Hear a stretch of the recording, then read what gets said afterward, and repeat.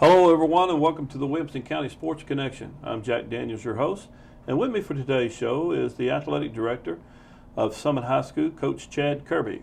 Coach, welcome. Thanks for having me. Well, I remember we had you back about 3 years ago, and we got ready to first open up Summit, and I know the school's grown in these 3 years since that time, and so kind of tell us about what your role is outside of the AD position is at Summit High School. Well, I'm also a wellness teacher. Also, the head baseball coach. So, got a lot of things going on throughout the day, but probably 90% of my time is spent with athletic director type stuff. Well, I understand that. Having been an AD at several different high schools, I know it takes up a lot of your time and takes you away from your family and all that kind of stuff. Just kind of let's start back, and I know Summit opened up probably with about 500 something kids right there. About how many kids are you at up right now? Right now, I think it's 1205 is the number.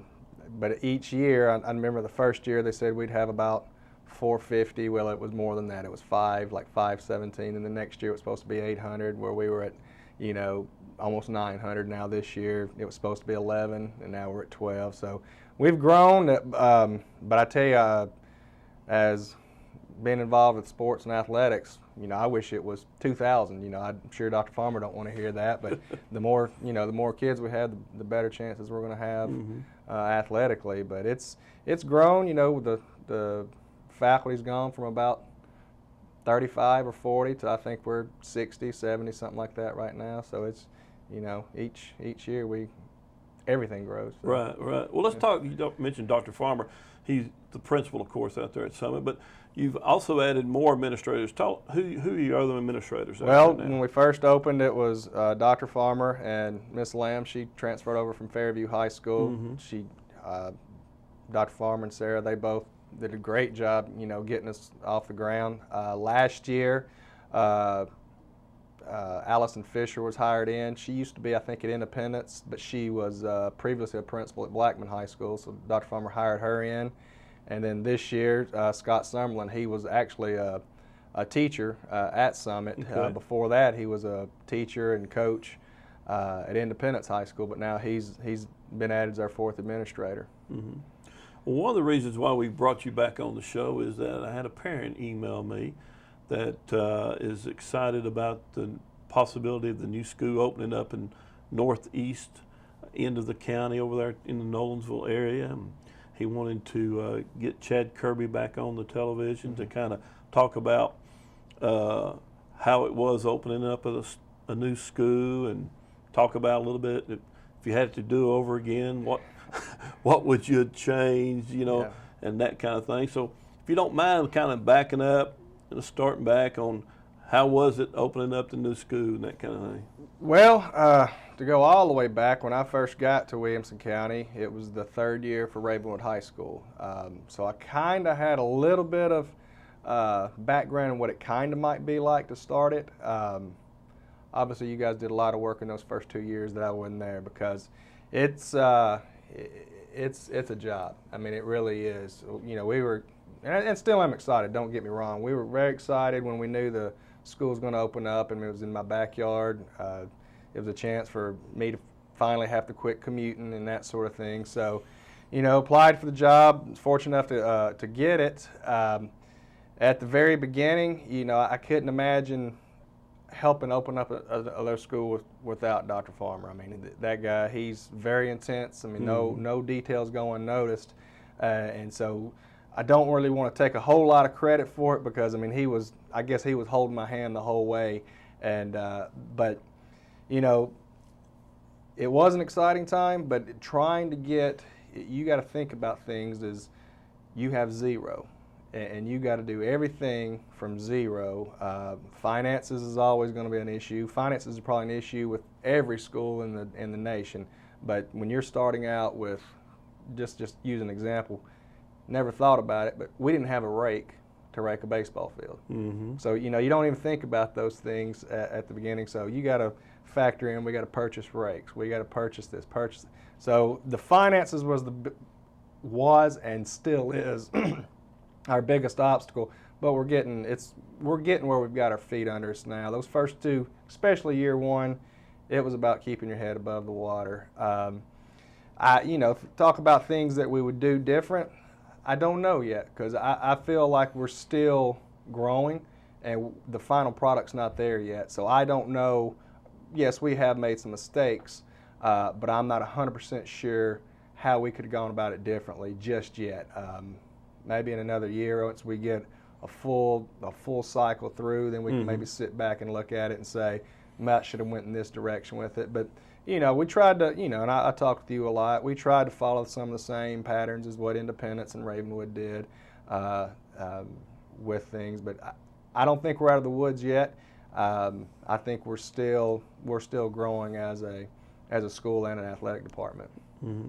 Well, for some people who maybe not know the south end of the county, kind of tell everybody where you guys are located at. Well, it's if you know where 840 is, and if you know where Saturn Parkway is, we're just south of 840, just north of Saturn Parkway, and then if you know where 431 is, we're just, we'd be just west of 431 and just east of 31. So we're right, those four quadrants, those are probably the four main roads, but we're right there on, it used to be Mr. Alexander's farm. It's beautiful out there, but the cool thing about it is Summit High School and Spring Station Middle School, our primary feeder, we're on the same campus, so it's nice that way. My daughter, she goes to Spring Station, so she's not even a mile away from me during the day, so it's fun. But we're right there in the heart of Spring Hill. Mm-hmm. And that's Buckner Lane? Yes, sir. Okay. Well, I don't know. It's Buckner Lane and Buckner Road, and they both cross, and I've been there for 8 years, and I still don't know which is which. I'm thinking it's Buckner Lane, because I think Buckner Road comes from 31. From 31 over. But you mentioned Spring Station. What kind of relationship do you guys have with Spring Station? I feel that athletically and academically, I think it's a great mix right now. Just thinking of our football coaches and their football coaches, they're always meeting with each other and helping out where they can. Spring Station, they'll come over and play some of their football games. The baseball team, they'll come up and play on our facilities. When we were first opening, they opened up their arms, opened up their doors for us. Our athletic teams were able to use their facilities to practice and that sort of thing. So right now, Coach Montgomery, he does everything he can for us, and in turn we try to do the same for them, because their kids are our kids as well, or at least they're going to be in a year or so. So we try to accommodate each other as best as we can, but scheduling and with our 19 sports, and I forget how many they have, but it's probably right there at 19 as well. Sometimes it gets a little difficult, but we can't wait for those Mustangs to get here, because it's some talented groups down there. So how many facilities do you guys share with them right now? Well, we don't share any. They have all of their own stuff. We have all of our own stuff. But I think Coach Spann, he likes to play a couple football games at Summit's football field. I know our wrestling coach, they share mats. They each have their own, but because there's a little bit of time where in wrestling, there's a little bit of time where the middle school gets started before the high school. I know just this week they took Summit's mats down to Spring Station, so they have two. As soon as their season's over with, both of those mats will come up to our school. That way we can share. Coach Spann will probably play 5 or 6 baseball games at our field. Not a whole lot of overlap with basketball. They usually play at their gym, just for their crowds and that sort of thing. But we're always talking with each other how to make it better for both schools. Mm-hmm. Coach Spann probably likes playing on your baseball field. It's a little bit shorter. Yeah, that's what he tells me. But yeah, I like for him to be up there too. I mean, it's good. Yeah. Now the tennis and the track, they have to share that up there. Yeah, you're right. I know that the tennis right now, middle school tennis is going on, so they use our facilities during the fall. Right. Then because high school tennis doesn't start until the spring. Right. Track will be up there practicing with our team. I mean, so it's a good mix of their track coaches can sometimes help our kids, and our coaches can help their kids. So it's instead of having 3, sometimes you get 6 track coaches, which makes it nice for everybody. Now, I'm assuming that Spring Station is a direct feeder into Summit. All those kids Correct. going straight into Summit. Unless, there's a grandfather situation at Independence. Maybe Right. they have an older Okay. sibling or something. But, yeah, pretty much 100%. If you go to Spring Station, you will come to Summit unless you're one of those outliers with an older brother or something like that, yeah. Now, I've been hearing rumors, and you may have heard this too, that there may be some type of rezoning going on down at different areas in the county. And when that happens, kids can get moved from Summit back over to Heritage Middle. I mean, it's a possibility. But I would assume that they'd probably keep the pattern for the elementary schools that filter back into Summit. I don't know all the ins and outs of that. I just kind of wait until somebody tells me. But yeah, I mean, if I had a vote, I'd say, yeah, let some of them go to Heritage and play for them, and then come back over to us. That'd be great. Because that means there's a possibility every year you're getting 2 quarterbacks or 2 point guards. Sure. Or, 2, outside hitters in volleyball. So right now you probably get 1 quarterback each year, but if you've got 1 quarterback at one middle school and one at the other, then now you got you a good situation. So, yeah, I would love for them to complete the entire city come to our school. That'd be great. Now, you're not getting any kids from Page Middle still, though, I don't think so. I think the first year was the only year. Oh, it was the only year? Yeah, I think so. I think that kind of faded out, and now they go to either Centennial or Page High School. Right. Yeah.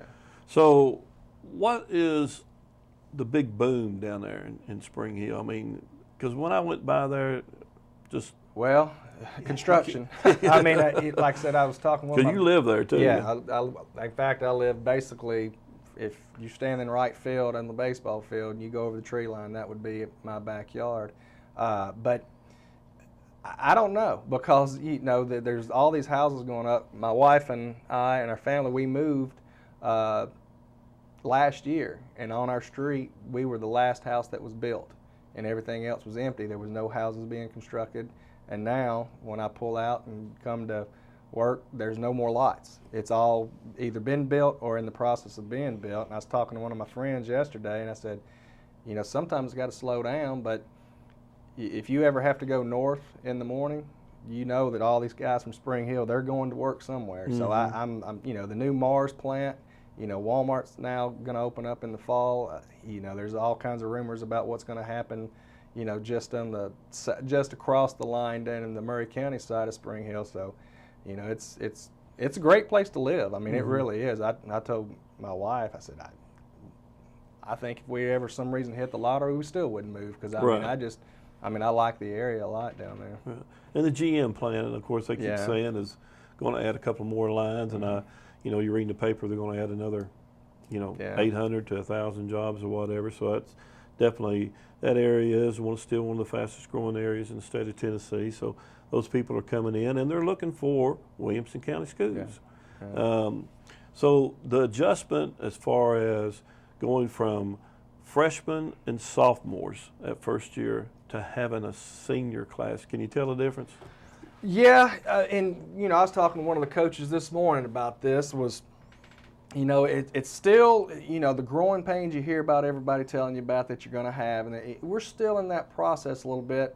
But I think who's going to benefit the most now is like our freshmen this year, because they finally get to see what a senior's all about. They get to see your last year of the school. They get to see what it's like to have older people that are older than you. These sophomores, other than their first year at Independence or Page, they've always been the oldest in the school. So it's a neat situation for them, and our senior class. The school spirit's really picked up this year.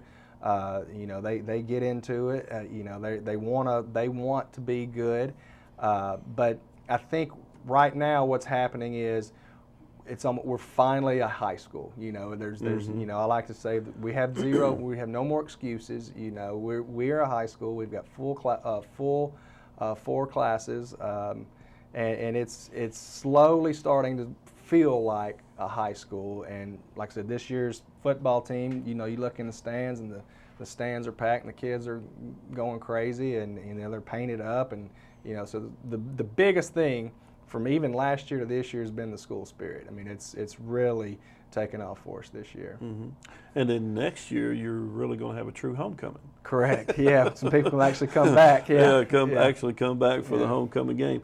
Well, let's kind of back up again to that first year, and I know it's a rough transition when you open up a school, but let's look back at football.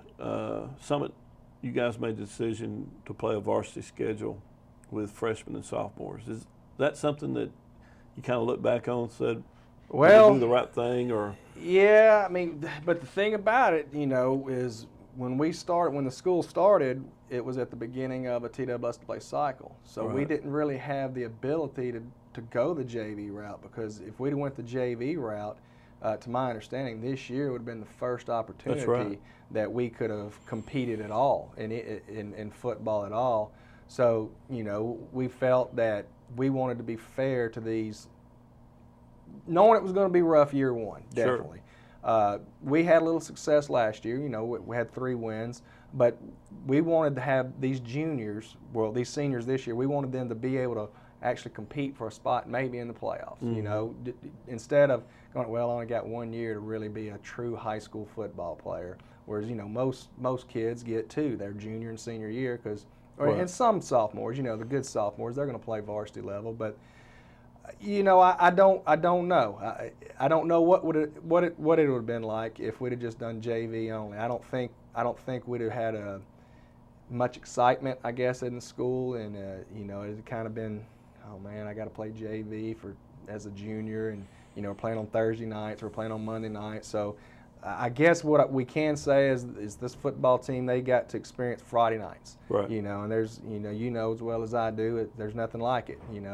On a Friday night, you hear the band playing, you get those butterflies, and I just don't know that happens on a Monday night or a Thursday night. Mm-hmm. So it was tough, and it still is tough, but I think that's probably the right call. Mm-hmm. The other transition is going from a AA district into a AAA district. Mm-hmm. How much of a transition has that been for you this year? A lot. If you can read the newspapers and you can see the scores that our fall sports have done right now. Williamson County, it's, people can say what they want to about it, but if you go sport by sport by sport by sport, it doesn't get much better. I mean, you take the girls soccer, you got teams ranked in the nation. I mean, high in the nation. I think Franklin was number 1 either last year or the year before. So, once, not taking anything away from the AA district we were in, because there were some competitive teams in that as well, but it's a big step. It really is. I mean, you're going from playing a good school once about every 2 or 3 weeks to it's every week. If you're playing an in-county school, regardless of the sport, you better be ready, because it's some of these schools are machines now. I mean, right.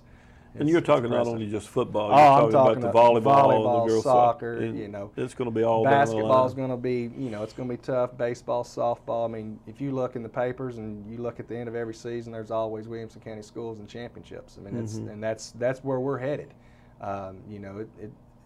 It's going to take a lot of hard work, but that's where Summit's going to be. It's going to be, and this is what we're fighting. It's not going to be Williamson County and Summit High School. That kind of notion is we're going to get rid of that tag, and that's where we're headed towards. This is going to be Williamson County, and you don't have to put an asterisk beside Summit High School. Right. Yeah. Would you guys have that opportunity? You could have chose AAA when you first opened up. When we first opened up, instead of going the AA route. Well, I doubt it. Cause see, we only had 500 students, so that would have been. I'm sure we could have. Right. There'd have been a lot of eyebrows raised if we'd have done something like that. I'm sure. Yeah. I would say because the first year we might have even been single A. With I don't know. I don't know where the numbers were laying right then, but we knew by year 2 that it was going to be back up closer to 800 or whatever. So it was easier in AA, but it wasn't easy. It was easier. I understand. Yeah. Let's talk about what your duties encompass on a Friday night. Well, Friday nights are busy. I usually get to school on Fridays about 6:45, 7 o'clock, and probably starting to set up garbage cans. That's usually what the first thing I do is I get the garbage cans set up and get them turned over so the wind don't blow them, and then got to make sure that the concession stand's stocked and check and make sure our volunteers are going to be there.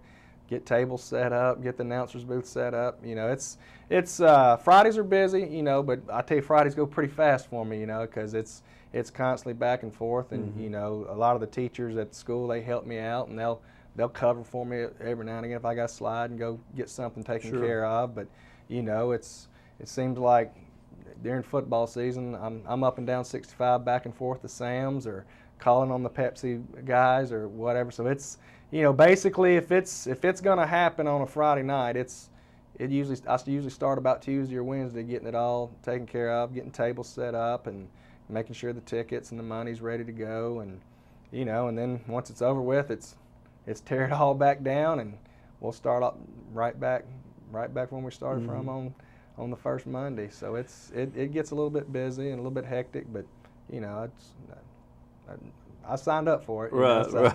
Yeah. Well, let's talk a little bit about maybe some of the boosters that help you on a Friday night in that concession area. Yeah, the way we do it, I try to, you know, I want the parents to be able to watch their kids play, because you know that's what we do as parents. We don't want to have to do something and you know our try to sons watch the game. Yeah. So how we set it up is the out of season sports. They run the concessions for us is how we like to do it. So you know, I just take the first game of the year, for example, the baseball team. Our parents, they ran the concession stand. Okay. And like I think this Thursday, this week, I think it'll be. I think I got girls basketball going to do it. And on the flip side, once basketball starts, you know, basketball parents aren't having to work anymore. The football parents will come in, and so that's how we try to do it. You know, and you know, concessions is a big money maker. I mean, that's how we buy uniforms, or you know, buy fuel for lawnmowers, or you know, all that stuff that goes into it. That's income that we have to have, and our parents have been great. You know, we haven't done a great job on the scoreboard really, but our parents have, you know, stuck right there with us. They understand the grind it is, and they've done an outstanding job with pitching in and helping out wherever they can. Do you have to coordinate buying the food? I don't know if I have to. I do. Okay. Yeah, I go ahead and I get that done. Dr. Farmer allows me a little time during the day to get stuff like that done. Okay. So yeah, I go ahead and do that as well. And you know, it might not be the best, but it's the best of what we can get done right now. Yeah. Well, let's talk, Coach. I know there's been a bunch of changes and going through and opening up a new school. Those guys that you hired, men and women, at the very beginning before the school opened, some of those guys aren't there anymore. Yeah. Kind of go back through on who some of your new coaches are in some of your sports then. All right. Well, we got Pete Miller, Coach Miller. He's going to be our head wrestling coach this year. Okay. He was an assistant. He was the head coach for Spring Station's wrestling program. He's got a great background with wrestling, but he's going to take over our wrestling program this year. Coach Goodwin is going to be our girls basketball coach. Josh Goodwin, he comes from Sycamore, and we knew we were going to get a good guy because you're talking about work ethic. Now he did the boys and the girls at Sycamore. He was the head coach for both. So now he's only got to focus his priorities on one team. So I mean, he's putting them through it. We got these open facilities and weight room and stuff right now, and he's a high energy guy, and he's fit right in. He's got him an assistant coach in there now, and he's doing a great job. Trying to think, you know, you kind of put me on the Girls spot. soccer. Girls soccer. Casey Horner, she was an assistant for us the first 2 years. Coach Snyder, when we first started the program, you know, it's what people don't understand is it's a puzzle where you got to find this teacher that'll teach this and also can coach this, but to be able to do this. So it was a puzzle put together, and so what we asked Chris to do, Coach Snyder to do, if she wouldn't take both programs. She interviewed with us for the boys soccer job, and we knew we wanted to hire for the boys, so we kind of nudged her a little bit, hey, why don't you do both for a couple of years, get the program started, and she did a great job getting it started. But now Casey, Coach Horner, she's taken over the girls program, and and doing a good job. But like I said, she's in the meat grinder with this district girls soccer, because Sure. it's tough. But the good things are come with that program as well. Your softball program. Amanda Potts, she's another one. She was at Spring Station Middle School. She was a very successful coach at Spring Station, and now she took over our program last year after Christmas. Did a good job. I forget how many wins, but increased our win total in girls softball last year. And she's, her field looks great right now. I mean, I'm kind of jealous when I look at her field and I look at mine. Hers looks a little better than mine right now, but she's doing a great job. But yeah, she's Amanda. She'll be our softball coach again this year. Mm-hmm. The track coaches, the Bay State steady? Coach Dryden, yeah, he's our offensive coordinator for the football team, and he also is the head track coach. Okay. He's been able to retain his assistants every year. In fact, yeah, there's been zero turnover in that. So, there are some changes, but it was the majority of the changes weren't. We were able to do it in-house, or promote, from the middle school, and so the kids are familiar with these. So it's not like it's been just complete disarray or whatever, and total philosophy changes. And I think that's the continuity is going to be a key to success for us moving forward. And Coach, it just came out here recently that you're going to have another big coaching change in your football program now. Can you kind of go through the process real quick, and when you guys are going to get started on that? Well, we want to respect our team and our coaching staff and our players. They've put a lot of time and hard work in, and so there's not going to be guys coming in our building interviewing right now. We're not doing that. If there's anything going on with our football search or whatever, it's behind the scenes. We don't want any distractions. Coach Kiesler, we're going to respect him, and he's done a great job. I mean, it's tough. I mean, you start something from nothing, especially a football program, and it's tough. And he's I think there's better things for him down the road. But what we're going to do is we're going to evaluate right now. Probably pay a little bit closer attention to some scores on Friday nights. Some people have already started sending stuff in, but I'm probably going to post it sometime here in the next few days, and we'll get that process started after the regular season is over with. I can't say we can wait to the playoffs, but we're gonna after the regular season's over with. Well, Coach Kirby, thanks for coming in today, and best of luck throughout the rest of the fall and through the winter sports. I appreciate it. Thank you for joining us. I'm Jack Daniels, your host.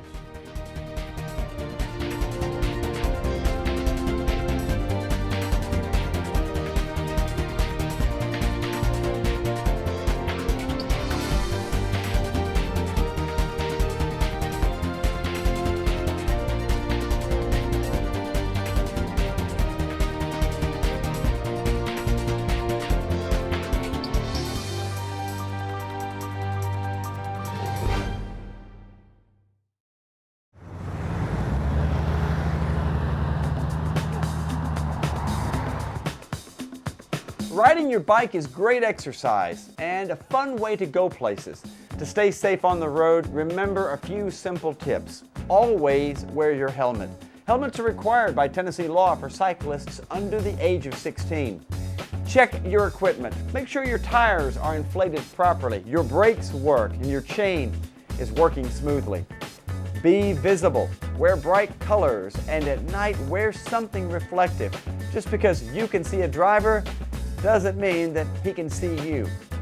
I don't know that I would call it natural, but I do think that there is some conflict between motorists and cyclists on the roadways. And I think it goes that most people are not aware of what the rules are that pertain to both.